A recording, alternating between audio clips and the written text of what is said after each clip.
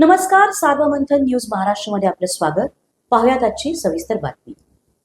राहाता तालुक्यातील पिंपरी निर्मळ शिवारात निळवंडे कॅनॉल लगत सुरू असलेल्या बेकायदा गर्भलिंग तपासणीच्या अड्ड्यावर लोणी पोलिसांनी सिनेमॅटिक स्टाईलने छापा टाकत संपूर्ण रॅकेट उद्ध्वस्त केला.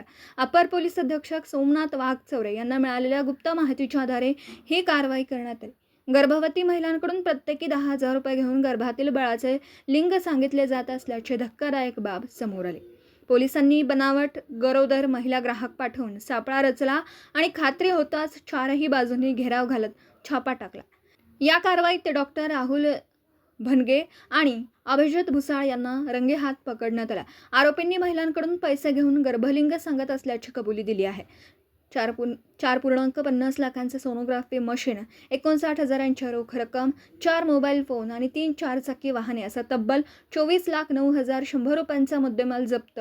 या रॅकेटसाठी बीड, संगमनेर, नाशिक, नांदगाव आणि पुण्यातून महिलांना आणलं जात असल्याचा धक्कादायक खुलासा तपासात झाला आहे. छाप्यात सापडलेल्या 8 गर्भवती महिलांची प्रवरा मेडिकल ट्रस्ट रुग्णालय लोणी येथे तपासणी करण्यात आली आणि त्या सर्व महिला गरोदर असल्याचं स्पष्ट झालं. या प्रकरणी महाराष्ट्र मेडिकल प्रॅक्टिशनर ॲक्ट 1961 आणि PCPNDT कायदा 1994 अंतर्गत गुन्हा दाखल करण्यात आला आहे. लिंगनिवड सारख्या अमानुष प्रथेला आळा घालण्यासाठी ही कारवाई मोठा इशारा मानली जात आहे. मात्र प्रश्न एकच, समाजात अजूनही अशा विकृत मानसिकतेला खत पाणी कोण घालताय असा सवाल उपस्थित केला जात आहे. सार्वमंथन न्यूज महाराष्ट्र, राहाता, अहिल्यानगर.